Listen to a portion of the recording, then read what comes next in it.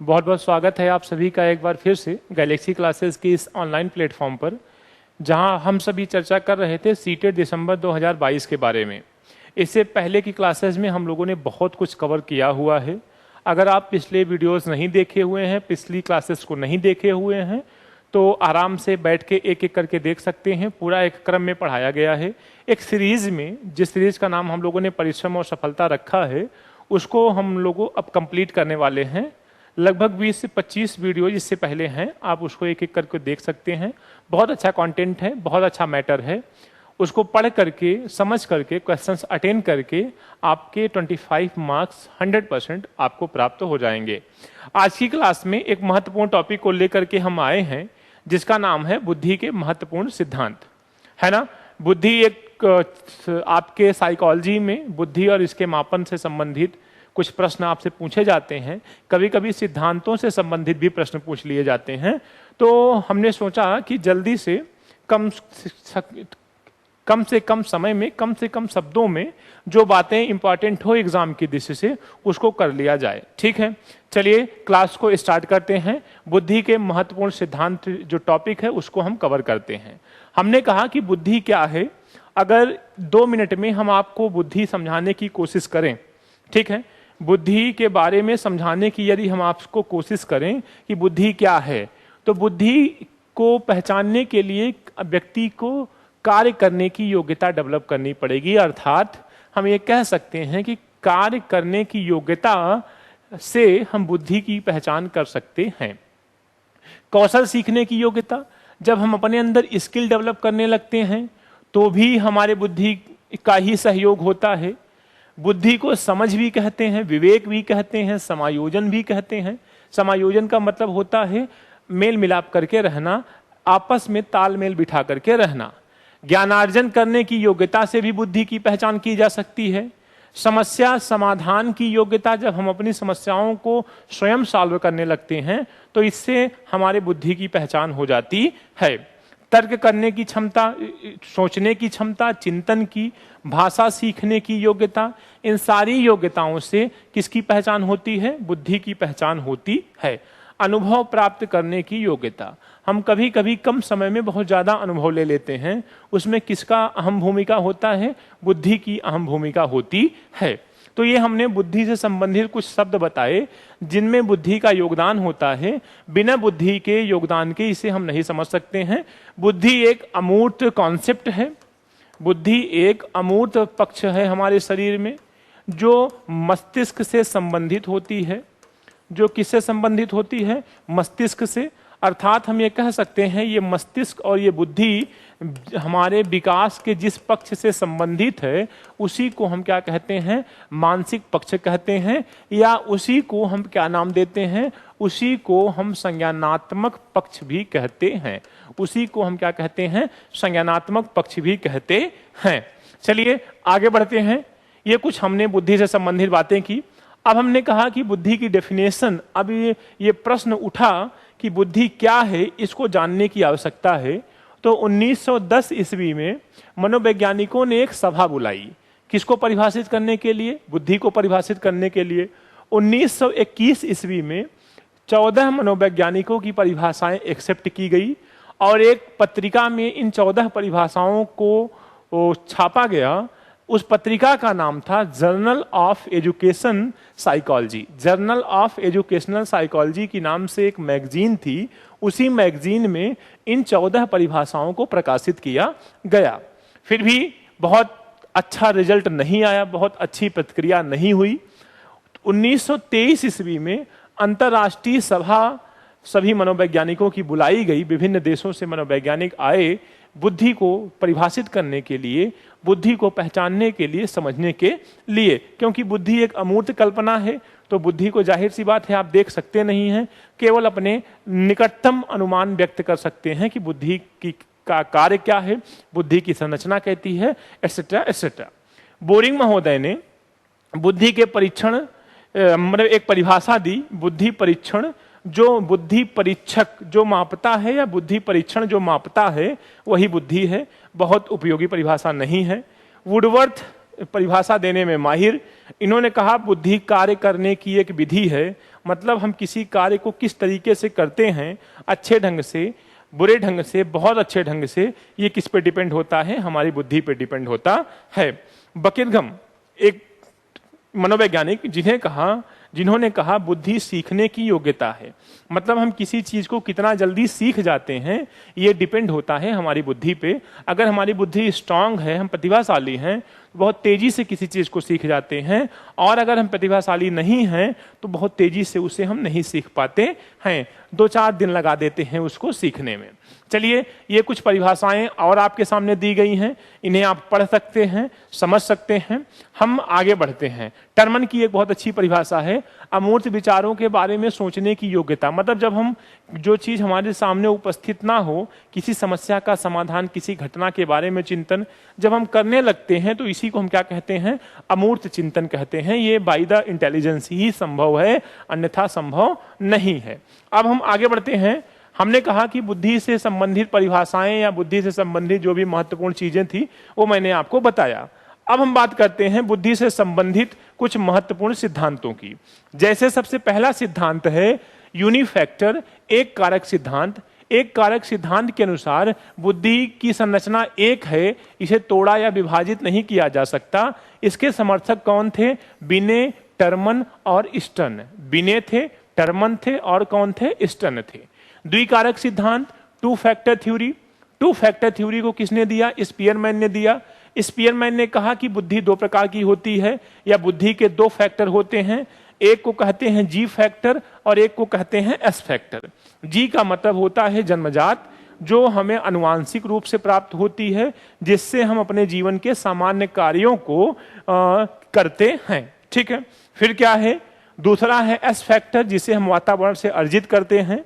इसे हम वातावरणीय बुद्धि भी कहते हैं। इससे हम अपने जीवन के विशिष्ट कार्यों को करते हैं। तीसरा देखिए, त्रिकारक सिद्धांत, 3 फैक्टर थ्योरी स्पीयरमैन ने ही दिया, और स्पीयरमैन ने बताया कि हमारी बुद्धि में 2 तत्व नहीं, जी और एस 2 तत्व नहीं बल्कि कुछ अन्य तत्व भी उपस्थित होते हैं। इस बात का एहसास स्पीयरमैन को हो जाता है, और स्पीयरमैन ने त्रिकारक सिद्धांत प्रस्तुत किया। स्पीयरमैन ने किताब लिखी थी जिसका नाम था द एबिलिटीज ऑफ मैन। 1927 ईस्वी में इन्होंने एक किताब लिखी जिसका नाम था द एबिलिटीज ऑफ मैन। चलो भैया जल्दी से आगे बढ़ते हैं। हमने कहा कि चौथा सिद्धांत जो है उसे कहते हैं समूह कारक सिद्धांत।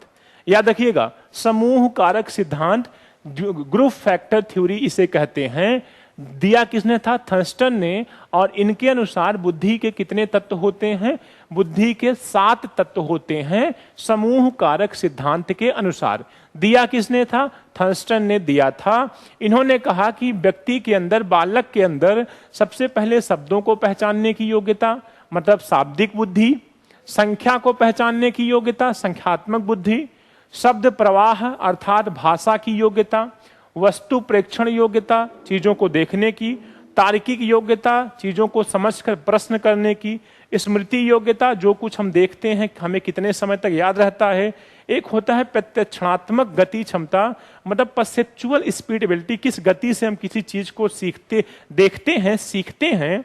इसी को हमने मतलब शॉर्ट फॉर्म में इस तरीके से दिखाया है कि जो इंटेलिजेंस है वो B + N + W + S + R + M और P को मिलाने से बनती है, अर्थात V, N, W, S, R, M और P, इनके अंग्रेजी के पहले अक्षरों को हमने ले लिया है और बुद्धि को एक योगात्मक कॉन्सेप्ट के रूप में पहली बार, है ना, योगात्मक, एक मिनट, योगात्मक रूप में पहली बार अगर बुद्धि को प्रस्तुत किया गया था तो किसके द्वारा? थर्स्टन के द्वारा। 7 फैक्टर बताए गए थे।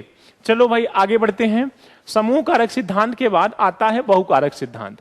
याद रखिएगा, समूह कारक और बहुकारक में क्या अंतर है मैं आपको ये बताने चल रहा हूं। समूह कारक में तत्वों की संख्या 7 है, लेकिन बहुकारक में तत्वों की संख्या अनिश्चित है। बहुकारक में तत्वों की संख्या क्या है? अनिश्चित है, जबकि उसमें कितनी है? 7। बहुकारक सिद्धांत को दिया किसने था? थॉर्नडाइक ने।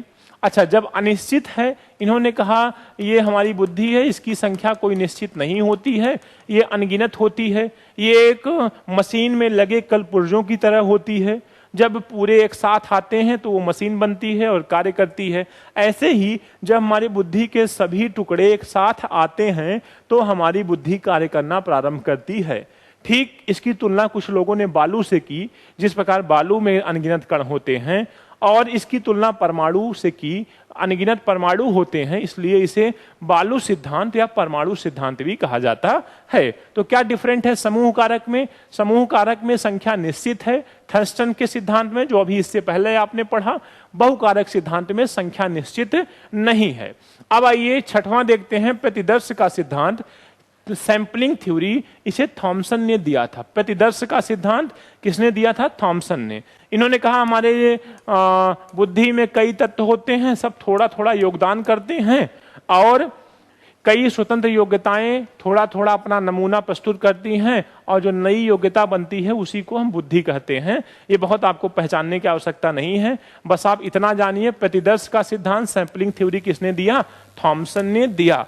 और फिलिप बर्नर ने एक बहुत महत्वपूर्ण थ्योरी दी थी जिसका नाम था पदानुक्रमित या क्रमिक महत्व का सिद्धांत। इंपॉर्टेंट है, आया हुआ प्रश्न है कि बुद्धि का क्रमिक सिद्धांत या बुद्धि का पदानुक्रमित सिद्धांत किसने दिया?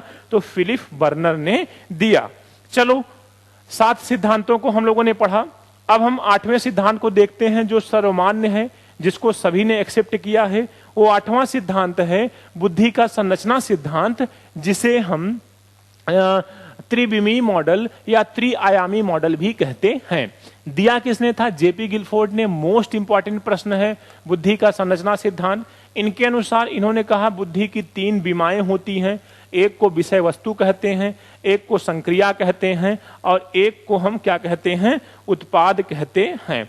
एक को हम क्या कहते हैं? उत्पाद कहते हैं, एक को हम संक्रिया कहते हैं, एक को हम विषय वस्तु कहते हैं।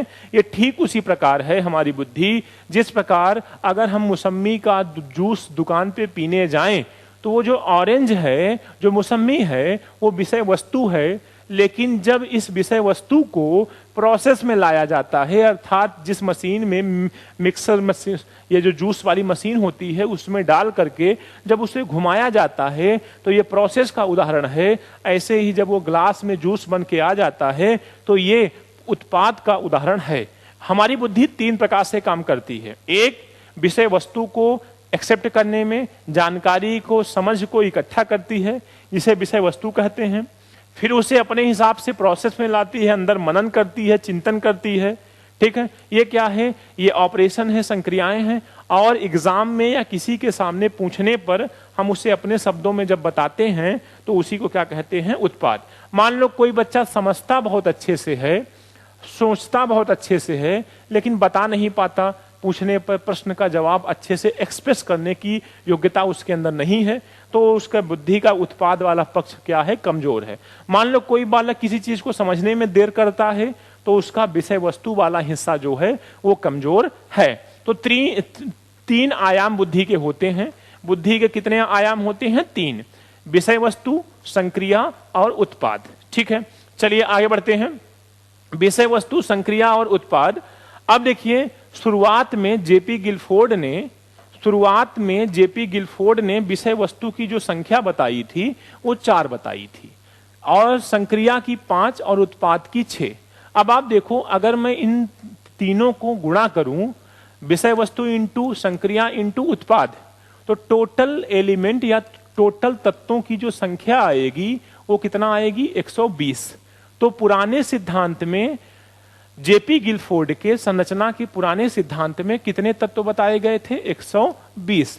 लेकिन फिर इसमें सुधार हुआ और इन्होंने विषय वस्तु की संख्या 4 से बढ़ाकर 5 कर दी। अब इस प्रकार उनके संशोधित सिद्धांत में तत्वों की संख्या कितनी है? 150 है। मतलब 30 तत्व बढ़ गए केवल एक विषय वस्तु बढ़ाने से। ठीक है, ये बात आपको क्लियर है। संशोधित वाले में 150 तत्व हैं, बिना संशोधित वाले में 120 तत्व हैं। अब आइए हम आगे बात करते हैं। ये विषय वस्तुओं के जो प्रारंभ में दिए गए थे वो 4 नाम हैं। ये विषय वस्तुओं के नाम हैं, ये संक्रियाओं के नाम हैं, ये उत्पादों के नाम हैं। यहां पर जो बढ़ाया गया था उसी को इन्होंने श्रवण कहा था। जो पांचवें विषय वस्तु के रूप में जिसे बढ़ाया था उसे हम श्रवण कहते हैं। ठीक है, तो वो 50 थ्योरीज सुधारने के बाद इनमें तत्व हो जाते हैं, मतलब इनके सिद्धांत में 150 तत्व हो जाते हैं सुधार करने के बाद। अब विषय वस्तु में देखो 1 2 3 4 हैं, ये श्रवण, ये ऑडियोटिटी जो थी ठीक है ऑडिटरी, वो बढ़ गया था पांचवा वाला श्रवणक। ठीक है, चलो आगे बढ़ते हैं। हमने कहा कि संक्रियाएं ये हैं आपके सामने, फिर हमने क्या कहा उत्पाद ये हैं, अलग अलग रूप में हमने आपको दिखा दिया। ये बुद्धि का संरचना सिद्धांत है उनका, जेपी गिलफोर्ड का। एक को इन्होंने क्या कहा था, एक को इन्होंने नाम दिया था विषय वस्तु या सामग्री, दूसरे को क्या नाम दिया था संक्रियाएं, और तीसरे को क्या नाम दिया था उत्पाद। देखो ये 3 डायमेंशन है, 1 2 और 3, 3 डायमेंशन है। इसके मिले हुए रूप से हमें क्या प्राप्त होती है, बुद्धि प्राप्त होती है। ये कौन कह रहा है, जेपी गिलफोर्ड इस चीज को कह रहे हैं। आज हम लोगों ने परिभाषाएं पढ़ी, कुछ बुद्धि से किसकी पहचान की जा सकती है, कार्यों से, ज्ञान अर्जन से, समझने की योग्यता से, आदि चीजों से देखा, और महत्वपूर्ण लगभग 7 से 8 सिद्धांतों की चर्चा हमने किया। किसने दिया उसकी भी चर्चा हम लोगों ने किया। नेक्स्ट वीडियो में, नेक्स्ट क्लास में हम आपसे मिलेंगे, बुद्धि के सेकंड पार्ट को लेकर आएंगे, जिसमें हम बचे हुए सिद्धांतों को पढ़ेंगे और बुद्धि के संबंधित मापन जो किए गए उसकी चर्चा करेंगे। तब तक के लिए बहुत बहुत धन्यवाद। शेयर कर दीजिए चैनल को, सब्सक्राइब करिए चैनल को, और खूब आराम से आप चीजों को पढ़ते रहिए। आपके लिए ऐसे ही अच्छे से क्लासेस हम आपको देते रहेंगे। Thank you so much.